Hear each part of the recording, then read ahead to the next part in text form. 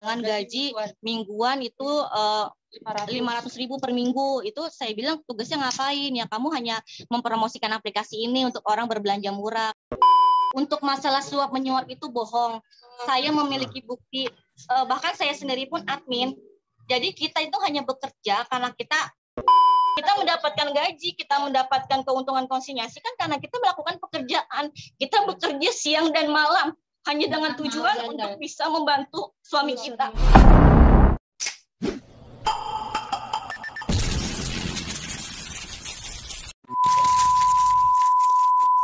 Aplikasi Jombingo ramai menjadi pembahasan di media sosial.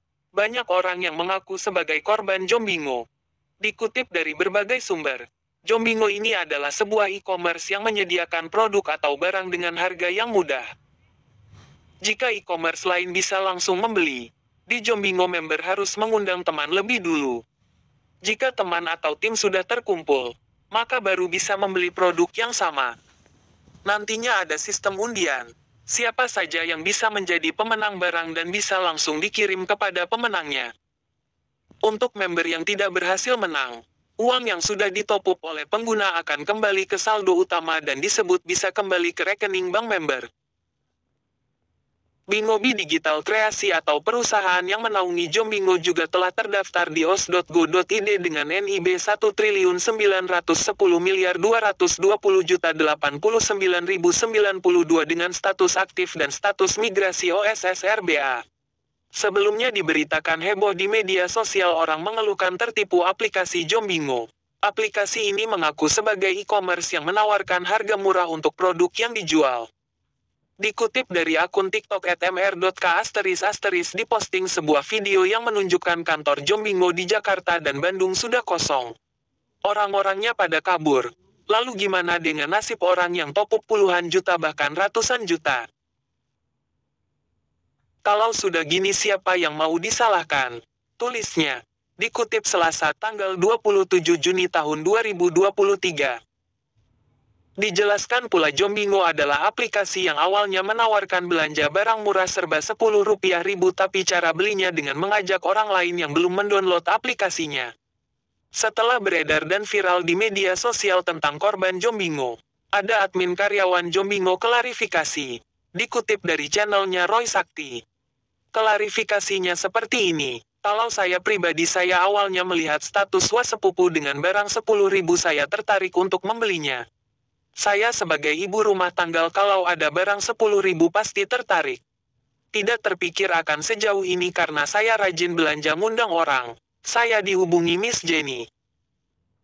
Awalnya saya tidak tahu itu siapa menawarkan saya sebagai admin atau sebagai partai dengan gaji 500.000 per minggu. Tugas kerjanya hanya mempromosikan belanja murah setelah berjalan selama 1 bulan diangkat sebagai karyawan tetap. Kerjanya bisa di rumah tanpa ke kantor. Komunikasi cuman lewat WA, pernah teleponan, mengisi formulir kontrakan juga lewat email. Setelah mengetahui ternyata Mr. Jen ini orang luar negeri Cina Malaysia, alasan dia tidak bisa pergi ke Indo lagi habis operasi mata. Saya sebelum tangan kontrak kirim legalitas, setelah dicek menang resmi namanya legalitas ada. Saya sebagai ibu rumah tangga saya gak langsung ke kantor, diiming-iming kontrak itu bulan Desember, ketemunya di kantor lama Telbetung itu. Yang saya tahu Kak Rahmat, yang saya ketahui ada kantornya, ada legalitasnya. Yang ngurus kontrak itu Kak Rahmat, selain itu gak ada. Kalau soal sewa gedung dan lainnya saya kurang tahu. Cuman saya terima beres kalau ada temuan di mana kita harus pakaian rapi dan harus pakai pakaian yang mahal bermerek. Sampai saya dimodalin dibeliin baju jas, karena itu tuntutan saya tidak curiga sampai sekali karena ada legalitas yang datang juga orang luar negeri berpakaian rapi. Justru kecurigaan saya pas Roy bahas itu. Bahkan saya juga sempat nanya, bukannya saya menutupi kalau si Mr. Regards ini spesies up bahwa karena ada gesekan di luar tentang postingan Roy itu investor pada pergi. Dia belum terbuka di grup, dia masih memberi ketenangan saya lagi mencari investor baru bla bla lah macam-macam omongannya. Saya sampai berharap Jombingo jangan sampai berhenti di sini, saya terbantu banget jika berakhir sampai di sini. Apa saya harus selamatin uang dulu, takut ini gak benar. Untuk masalah suspek menyuap itu bohong, saya punya bukti, saya hanya sekedar bekerja langkan sob, padahal saya juga sempat panik. Jen itu sempat nongol selalu ngasih harapan, awalnya masih ada penarikan, ada yang berhasil, cuman ada segelintir orang. Bahkan saya anti ada promo keback 5%, saya sempat top up ratusan juga, itu juga sampai nguras tabungan saya juga. Memiliki bukti bahwa saya sebagai admin juga gak bisa melakukan penarikan, saya gak tahu dan gak ada sogok menyogok, takut ada kesalahan pahaman. Ayo kita sama-sama ke Polda, saya juga punya banyak bukti. Total saldo saya itu 95 juta dengan akun suami saya gak bisa dicairkan. Pelaporannya di Polda Metro Jaya hari Sabtu. Akhirnya saya kumpulkan para leader dan korbannya, soalnya banyak sekali chat ke WA saya, banyak ancaman dan sekali macam-macam. Akhirnya banyak orang yang berdatangan sampai malam minta ganti rugi. Setelah itu saya ke Polda minta surat legalitas segala macam sampai jam 10 malam. Sabtu ke Polda, Minggu ke Polda lagi, terus saya diarahkan suruh ke Bareskrim. Setelah itu saya dilempar-lempar, katanya LP-nya belum naik. Tapi laporan di Jabar langsung diproses, sedangkan saya di Jakarta digantung anggapan member. Admin Jakarta gak bergerak, saya selalu dibully padahal saya selalu update informasi.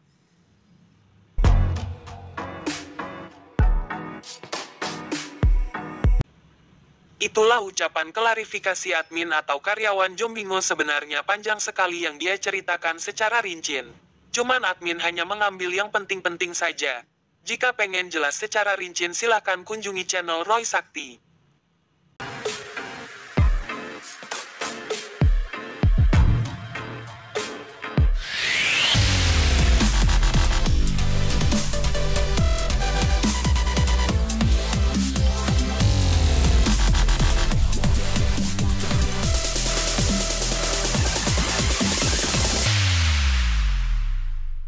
Intinya kita sini cuma mau klarifikasi itu aja, Om. Misalnya kita mau usut saat nanti penyidikan, kita akan Rahmat itu bicarakan sekarang apa di mana adanya. orangnya? Rahmat itu terakhir ada itu kapan dia? Siapa? Rahmat. Kak Rahmat terakhir hari Minggu tanggal berapa sih yang aku pelatihan? Senin masih ada Enggak. Yuni kan nggak ada laptop. Iya, Senin ya? pokoknya tuh pas Katanya Rebo masih ketemu.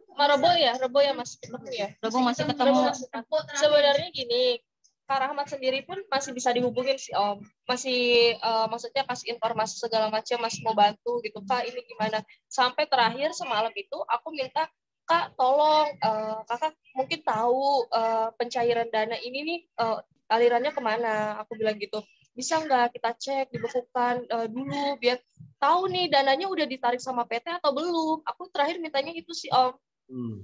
Minta dicek. Jadi si Kak Rahmat ini, ayo Kak, kakak masa laki-laki tidak mau mendampingi kita semua wanita ibu rumah tangga di Polda, kita sampai malam. Dia alasannya nggak boleh keluar sama orang tuanya. Saya bilang masa laki-laki dilindungi keluarganya, sedangkan kita perempuan ucuk-ucuk sendiri mencari kebenaran, mencari keadilan. Saya bilang kakak ini kuncinya, kita nggak ada yang menyalahkan kakak. Kalau memang kakak ngerasa tidak salah, ngerasa kakak benar, walaupun kakak atau kakak merasa hanya diperalat atau apapun itu, ya udah kita sama-sama jalan, kita sama-sama bergerak biar lebih jelas. Tapi dia tetap nggak datang.